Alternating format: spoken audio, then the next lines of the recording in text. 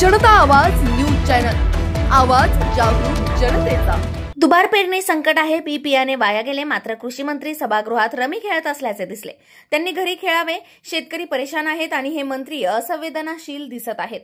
मंत्री मोबाईलवर खेळताना दिसतात, दुर्दैव आहे। ही पहिली घटना नाही, त्यांच्यावर कारवाई व्हावी, त्यांना घरी बसवावे, त्यांना मंत्रिमंडळात राहण्याचा अधिकार नाही, असे विरोधी पक्षनेते अंबादास दानवे म्हणाले। पाहुयात। सभागृहात रम्मी खेळतात मोबाईलवर, मला वाटतं ह्याची सारखी असंवेदनशीलता सरकारची कुठंच नाही। मला वाटतं असे लोक आज मंत्रिमंडळात आहे याचंच दुर्दैव आहे। बरं, पहिली घटना नाही आहे यांची।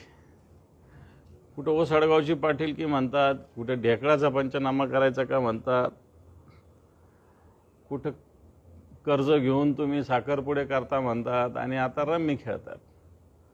मला वाटतं अशा प्रकारचे मंत्री, कॅबिनेट मंत्री, कृषी विभागाचा कार्यभार असणारे हे राज्य सरकार, देवेंद्रजी फडणवीस यांची मजबुरी आहे असं या सगळ्या लोकांचं सहन करणं असं मला दिसतं। परंतु अशा मंत्र्यावर कारवाईची आवश्यकता आहे। अशा मंत्र्याच्या असंवेदनशीलतेवर प्रहार शेतकरी करतील, परंतु सगळ्यात महत्त्वाचं सरकारमधील मुख्यमंत्री आणि उपमुख्यमंत्र्यांनी केला पाहिजे, असं आमचं सरकारला आव्हान आहे।